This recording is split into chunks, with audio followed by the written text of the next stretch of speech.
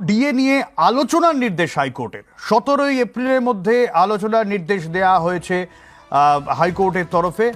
রাজ্য এবং কর্মচারীদের মধ্যে এই ডিএ নিয়ে আলোচনার বিষয়টা উঠে আসবে এমনটাই রাজ্যকে নির্দেশ দেওয়া হয়েছে ভারপ্রাপ্ত প্রধান বিচারপতির বেঞ্চে। এবং বৈঠকে কর্মচারী সংগঠনের লোকজন উপস্থিত থাকবেন, রাজ্যের তরফে প্রতিনিধি উপস্থিত থাকবেন এবং আলোচনার মাধ্যমে গোটা বিষয়টি যাতে সমাধান সূত্র বের হয় সেরকম একটা ইতিবাচক দিকের আশা করছেন ভারপ্রাপ্ত প্রধান বিচারপতির।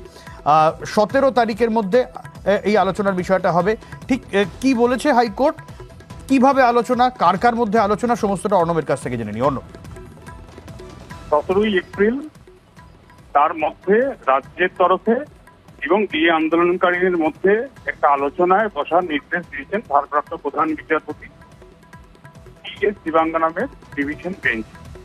এবং এই বৈঠক ইতিবাচক সমাধান সূত্র বার করার জন্যই কলকাতা হাইকোর্ট এই নির্দেশ দিয়েছে। আলোচনা শুরু হওয়া উচিত এমনটা মনে করেন ভারপ্রাপ্ত প্রধান বিচারপতি এবং এক্ষেত্রে রাজ্যের অ্যাডভোকেট জেনারেল জানিয়েছেন তিনি উদ্যোগ নেবেন যাতে এই বৈঠক ফলপ্রসূ হয় এবং একই সঙ্গে মুখ্য সচিব, অর্থ সচিব এমন স্তরের রাজ্যের পদাধিকারী যারা রয়েছে তারা যাতে বৈঠকে থাকেন সেটাও সুনিশ্চিত করার জন্য আদালতকে আশ্বাস